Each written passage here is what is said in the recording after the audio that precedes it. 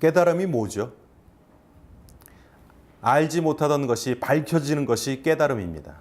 그렇다면 깨달음은 어디에서부터 시작되나요? 좀 우스갯소리지만 깨달음의 첫 글자 깨에서부터 옵니다. 내가 알고 있는 것이 속절없이 깨지는 것을 느낄 때 자기 세계에 깨짐이 오게 됩니다. 사람들이 평온할 때 깨달음이 없습니다. 욥기서를 통하여서 고난의 형실은 자신의 분명한 세계, 익숙한 세계에 무너짐에서 옵니다. 이것이 깨짐입니다. 그래서 고통스럽고 혼란스럽습니다. 이때 사람들은 현실을 부정하고 싶거나 혹은 누군가를 원망하고 싶습니다. 그런데 사실 답이 없습니다. 그 답이 없는 밑바닥에서부터 사실은 빛이 옵니다. 이것이 깨지는 것입니다. 나의 세계가 그대로 유지될 때 깨달음은 없습니다. 고난과 고통은 실은 좋은 것은 아닙니다. 그러나 내가 알지 못한 세계의 안내자 역할을 할 수 있습니다. 욥은 지금 다른 사람의 경험할 수 없는 고난을 통하여서 깨달음을 향하여 가고 있습니다.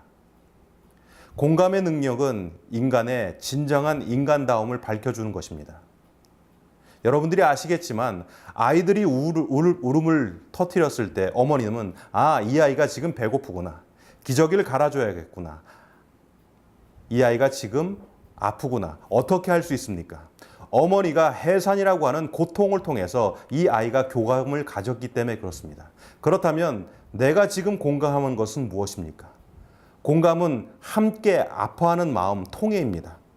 함께 아파하는 그 가운데 인간은 깨달음이 옵니다. 내가 무너질 때 깨달음으로 나아갈 수 있습니다. 창세기 1장 2절의 말씀을 보면 혼돈, 공허함, 고통당하는 사람들의 마음에 관한 내용들이 나옵니다. 하나님께서 영이 그 위를 운행하신다라고 기록되어 있습니다. 그래서 카오스가 코스모스가 됩니다.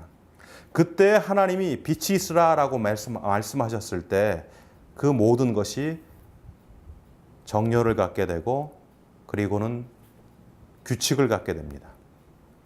사랑의 여러분, 고통이라고 하는 것이 참으로 어려운 일들입니다. 그러나 욥이 세 친구들보다 좀 더 하나님 앞에 갈 수 있었던 것은 이유 없는 고통과 어려움 속에서 자신이 알고 있는 것이 전부가 아니고 내가 알고 있는 하나님이 전부가 아니라는 것을 알고 그 자신의 알미 깨어졌을 때 욥은 하나님을 더 잘 알 수 있었고 하나님의 속성을 이해할 수 있었고 그래서 하나님은 이후에 욥의 삶을 더 복되게 하셨던 것을 우리들은 알 수 있습니다. 지금 고통당하십니까? 어려움 당하십니까?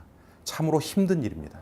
그러나 그 과정을 통해서 하나님은 나 자신을 깨어버리시고 하나님의 섭리 가운데로 이끌어 나아가시는 그런 길라잡이 역할을 하고 계신다라는 것을 믿고 여러분들의 삶이 온전히 하나님의 뜻을 쫓아 나아가시기를 간절히 바랍니다.